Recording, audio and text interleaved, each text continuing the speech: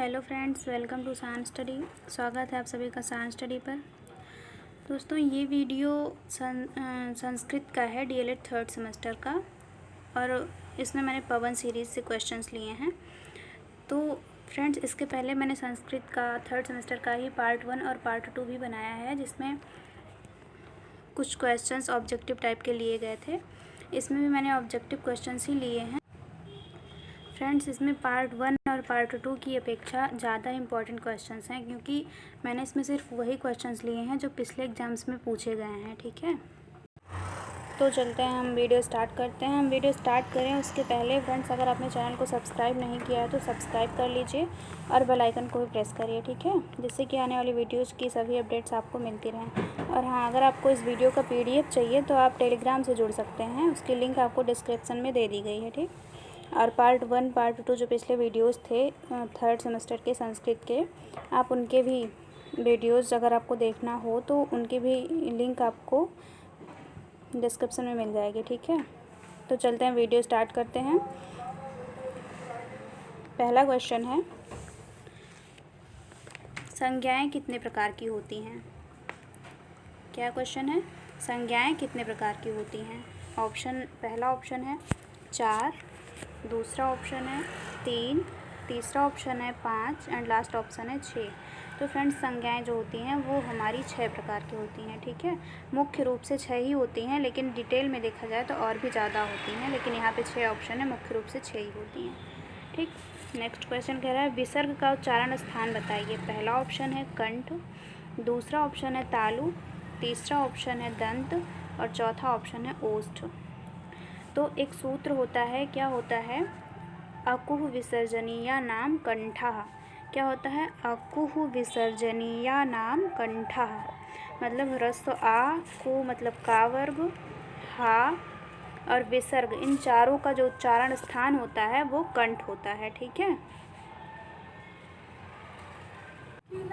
तो यहाँ पे हमारा पहला ऑप्शन सही हो जाएगा, कंठ। ठीक है, सूत्र क्या होता है? अकुह विसर्जनीया नाम कंठः, मतलब कि आ, का वर्ग में क्या क्या आता है? का, खा, गा, घा, अंगा। ठीक, और मतलब आ हो गया, का वर्ग हो गया, और हा, और विसर्ग का जो उच्चारण स्थान होता है वो हमारा कंठ होता है। ठीक है, नेक्स्ट क्वेश्चन देखते हैं क्या है।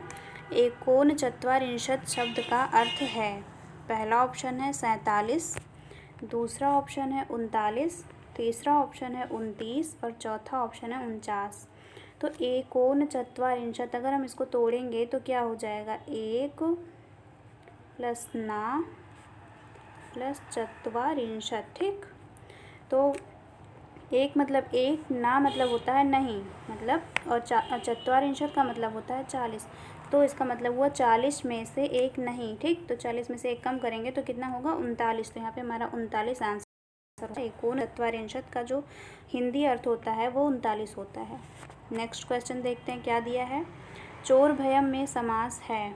पहला ऑप्शन दिया गया है तत्पुरुष समास, दूसरा ऑप्शन दिया गया है द्वंद्व, तीसरा है अव्ययी भाव और चौथा है द्विगु समास। तो चोर भयम का जो समास विग्रह होगा वो क्या हो जाएगा? वो हो जाएगा चोरात भयम, मतलब चोर से डरा हुआ, और यहाँ पे हमारा समास जो हो जाएगा वो तत्पुरुष समास हो जाएगा। ठीक है, और अगर तत्पुरुष समास का भी भेद देखा जाए तो हो जाएगा पंचमी तत्पुरुष। ठीक, चोर से डरा हुआ। नेक्स्ट क्वेश्चन देखते हैं क्या है। कह रहा है, भयार्थक तथा रक्षार्थक धातुओं के साथ किस विभक्ति का प्रयोग होता है? पहला ऑप्शन है चतुर्थी विभक्ति, दूसरा ऑप्शन है षष्ठी, तीसरा है पंचमी विभक्ति और लास्ट ऑप्शन है द्वितीय विभक्ति। तो एक सूत्र होता है भीत्रार्था नाम भय हेतु। क्या होता है? भीत्रार्था नाम भय हेतु। तो उस सूत्र के अनुसार भयार्थक और रक्षार्थक धातुओं के साथ जो होती है वो हमेशा पंचमी विभक्ति का प्रयोग होता है उसमें। ठीक है, भीत्रार्था नाम भय हेतु ये सूत्र होता है। नेक्स्ट क्वेश्चन देखते हैं। 72 कह रहा है, अहम बालकम पश्यामि, इसका कर्मवाच्य में परिवर्तन क्या होगा? पहला ऑप्शन है मया बालकः दृश्यते, दूसरा ऑप्शन है मया बालकम दृश्यत, तीसरा है मया बालकम दृश्यति और चौथा है मया बालकः दृश्यति। ठीक, तो कर्मवाच्य में क्या होता है, सबसे पहले तो होता है कर्मवाच्य में कर्म की प्रधानता होती है, और कर्ता में क्या होता है, कर्ता में तृतीय विभक्ति होती है, कर्म में द्वितीय होती है। ठीक है, सॉरी, कर्म में प्रथमा होती है, और क्रिया जो होती है वो हमारी कर्म के अनुसार होती है। तो यहाँ पे अहम है, कर्ता क्या है, यहाँ पे अहम है, और अहम का जो तृतीया हो जाएगा वो मया हो जाएगा। लेकिन मया देखेंगे तो यहाँ पे चारों ऑप्शन में दिए गए हैं मया। तो यहाँ पे अभी आगे देखते हैं क्या है। बालकम, बालकम का जो प्रथमा हो जाएगा वो हमारा हो जाएगा बालकः। तो बालका हमारे पहले ऑप्शन में है और चौथे में है, यानी कि दूसरा तो नहीं होगा और तीसरा भी नहीं होगा। ठीक, तो पश्यामि, इसका जो है कर्मवाच्य में हमेशा जो क्रिया होती है वो आत्मनेपद में चलती है। तो ये दृश्यति जो है ये हमारा आत्मनेपद में नहीं है, ये जो दृश्यते है यही आत्मनेपद में है। तो यही हमारा सही आंसर हो जाएगा। ठीक है, अहम बालकम पश्यामि का जो कर्मवाच्य होगा वो हो जाएगा मया बालकः दृश्यते। ठीक, नेक्स्ट क्वेश्चन देखते हैं। 73 कह रहा है माहेश्वर सूत्रों की संख्या कितनी है। बहुत ही ईजी क्वेश्चन है ये, बहुत ही बार पूछा भी गया है। तो हमारे माहेश्वर सूत्र जो होते हैं वो 14 होते हैं। ठीक, यहाँ पे लास्ट ऑप्शन सही हो जाएगा। कह रहा है पावकः में कौन सी संधि है। पहला ऑप्शन है गुण संधि, दूसरा है अयादि संधि, तीसरा है वृद्धि संधि, एंड लास्ट है यण संधि। ठीक, तो पावकः का जो संधि विच्छेद हो जाएगा वो हो जाएगा पौ धन अकः, और इसमें हमारी संधि हो जाएगी अयादि संधि। ठीक, ये हमारा सेकंड ऑप्शन सही हो जाएगा, अयादि संधि। यहाँ पे औ और ये ह्रस्व आ मिल करके आओ बने हैं। ठीक, क्या बने हैं, आओ बने हैं। और अयादि संधि का जो सूत्र होता है वो क्या होता है, अयादि का जो सूत्र होता है वो होता है एचो एवा या वह। ठीक, गुण संधि का सूत्र क्या होता है, गुण संधि का सूत्र होता है आद गुणः। वृद्धि रेचि जो होता है वो वृद्धि संधि का सूत्र होता है। ठीक, क्या होता है, वृद्धि रेचि, और यण का होता है इको यणचि। नेक्स्ट देखते हैं। 75 कह रहा है सा वर्ण का उच्चारण स्थान है। पहला ऑप्शन है दंत, दूसरा ऑप्शन है तालु, तीसरा है कंठ, और चौथा ऑप्शन है मूर्धा। तो सा वर्ण का जो उच्चारण स्थान होता है वो होता है दंत। ठीक, इसका जो सूत्र होता है वो होता है ऋतु लसा नाम दंताः। मतलब री ये जो होता है री, और तू मतलब ता वर्ग, ता वर्ग में क्या क्या आएगा, ता था दा धा ना। री तू मतलब ता वर्ग, उसके बाद में ला, और ये वाला जो सा है, ठीक, इसका जो इन चारों का जो उच्चारण स्थान होता है वो हमारा दंत होता है। ठीक, ऋतुलसा नाम दंता। नेक्स्ट क्वेश्चन कह रहा है त्रयश्चत्वारिंशत् शब्द का अर्थ है। त्रयश्चत्वारिंशत्, यहाँ पे ऑप्शन दिए गए हैं 34, 43, 103 या फिर 300। तो देखो त्रयश्चत्वारिंशत्, इसको अगर हम तोड़ेंगे तो क्या हो जाएगा, त्रयः चत्वारिंशत्। ठीक, ये हो जाएगा। त्रयः मतलब 3 और चत्वारिंशत् मतलब होता है 40। तो 40 और 3 कितना हो जाएगा, 43। तो यहाँ पे हमारा सेकंड ऑप्शन करेक्ट हो जाएगा। ठीक, नेक्स्ट क्वेश्चन कह रहा है पंचवटी में समास है। ऑप्शंस दिए गए हैं। पहला ऑप्शन है द्वंद्व समास, दूसरा ऑप्शन है द्विगु समास, तीसरा है बहुव्रीहि, और चौथा है कर्मधारय समास। तो फ्रेंड्स, जो पंचवटी में जो समास होता है वो होता है द्विगु समास। ठीक, कौन सा समास होता है, द्विगु समास। और पंचवटी का जो विग्रह होता है वो होता है 5 वटों का समूह। ठीक, 5 वटों का समूह। और द्विगु समास में होता क्या है, पूर्व पद जो होता है वो हमेशा संख्यावाची होता है। तो यहाँ पे पूर्व पद है ना संख्यावाची, पंच है, तो पंच जो है संख्यावाची होता है, इसका मतलब 5 होता है, 5 वटों का समूह। तो यहाँ पे द्विगु हो जाएगा। ठीक,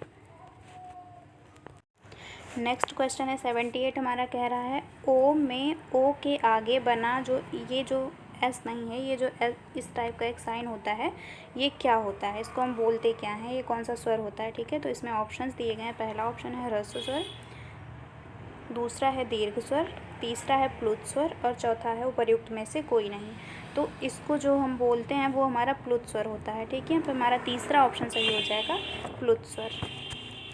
नेक्स्ट क्वेश्चन देखते हैं क्या है। कह रहा है ई वर्ण का उच्चारण स्थान क्या होता है, किसका, ई वर्ण का। पहला ऑप्शन दिया गया है कंठ, दूसरा है तालु, तीसरा है मूर्धा और लास्ट ऑप्शन है ओष्ठ। तो एक जो सूत्र होता है वो होता है इचु यशा नाम तालुहु, ठीक, इच यशा नाम तालुहु। तो उस सूत्र के अनुसार जो ह्रस्व ई है और चू मतलब चा वर्ग, ठीक, और या और ये जो तालव्य शा होता है, इन सब का जो उच्चारण स्थान होता है वो तालु होता है। तो यहाँ पे हमारा सेकंड ऑप्शन दिया गया है तालु, यही करेक्ट हो जाएगा, ठीक। इच यशा नाम तालु ये सूत्र होता है। नेक्स्ट क्वेश्चन हमारा कह रहा है पितृणम पद में कौन सी संधि है। पहला ऑप्शन दिया गया है गुण संधि, दूसरा है वृद्धि संधि, तीसरा ऑप्शन है यण संधि और लास्ट ऑप्शन है दीर्घ संधि। तो पितृणम का जो संधि विच्छेद हो जाएगा वो हो जाएगा हमारा पितृ धन ऋणम, ठीक। और इसमें जो संधि हो जाएगी वो दीर्घ संधि हो जाएगी। ये जो त में जो री है और ये वाला री, ये दोनों री मिलके बड़ी री हो जाएंगे और यहाँ पे पितृणम में एक और री नीचे लगेगी, ठीक है। तो यहाँ पे हमारी कौन सी संधि हो जाएगी, दीर्घ संधि, ठीक। दीर्घ का सूत्र क्या होता है, अकह सवर्णे दीर्घा, ठीक। और जो वृद्धि का सूत्र होता है अभी मैंने बताया आपको, वृद्धि संधि का सूत्र होता है वृद्धि रेची, गुण संधि का सूत्र होता है आद गुणः, यण संधि का होता है इको यड़ची। नेक्स्ट क्वेश्चन देखते हैं। फ्रेंड्स, अगर आपको वीडियो अच्छी लग रही हो तो लाइक करिएगा, ठीक है। आई होप आपको क्वेश्चन समझ में आ रहे होंगे। 81 कह रहा है शुद्ध वाक्य है। देखते हैं कौन सा शुद्ध वाक्य है इसमें। पहला ऑप्शन दिया गया है ज्ञानम बिना न मुक्ति ही, दूसरा है ज्ञानेन बिना न मुक्ति ही, तीसरा है ज्ञानात बिना न मुक्ति ही और चौथा है उपर्युक्त सभी। तो यहाँ पे हमारा जो शुद्ध हो जाएगा कौन सा हो जाएगा देखते हैं। पहला ऑप्शन जो है इसमें कह रहा है ज्ञानम बिना ना मुक्ति, मतलब ज्ञान के बिना मुक्ति नहीं।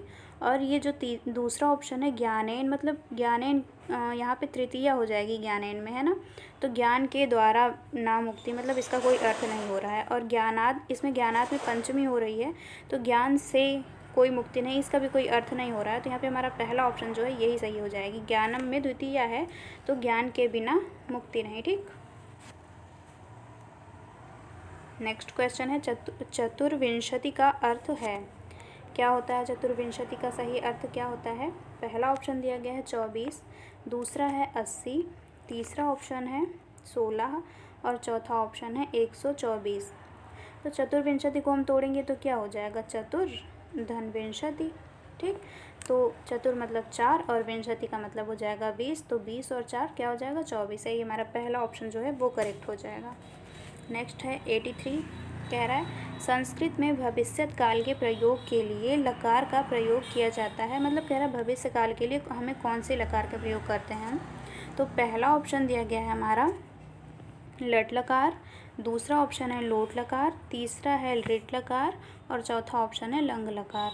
तो आप लोग जानते भी होंगे कि भविष्य काल के लिए हमेशा लिट लकार का प्रयोग किया जाता है, ठीक है। तो यहाँ पे थर्ड ऑप्शन दिया गया है, यही करेक्ट हो जाएगा। नेक्स्ट क्वेश्चन क्या कह रहा है, कह रहा है संस्कृत व्याकरण की दृष्टि से शुद्ध रूप है।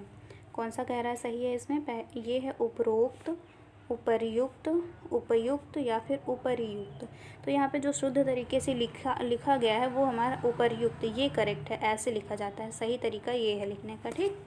तो यही सही हो जाएगा। नेक्स्ट क्वेश्चन क्या है, 85 कह रहा है संख्यावाची शब्द षण्वती का अंक का वाचक है। पहला ऑप्शन दिया गया है 69, दूसरा है 96, 79 या फिर 66। तो षण्णवति ही मतलब ये क्या हो जाएगा 6 और नवति मतलब 90 और ये क्या हो जाएगा 96, ठीक, 96 ये करेक्ट हो जाएगा। नेक्स्ट क्वेश्चन कह रहा है कर्ता का इष्टतम कारक है। पहला ऑप्शन है संबंध, दूसरा ऑप्शन है करण, तीसरा ऑप्शन है संप्रदान और चौथा ऑप्शन है कर्म, ठीक। तो यहाँ पे जो कर्ता का इष्टतम कारक होता है वो हमेशा कर्म होता है। यहाँ पे हमारा लास्ट ऑप्शन सही हो जाएगा कर्म, ठीक है। कह रहा है नेक्स्ट क्वेश्चन 87 कह रहा है अकह सवर्णे दीर्घा, ये सूत्र किसका है। तो ये सूत्र अभी मैंने बताया आपको दीर्घ संधि का है, ठीक। अयादि संधि का क्या होता है एचो एवा यावह, ठीक। गुण संधि का होता है आद गुणः और यण संधि का होता है इको यड़ची।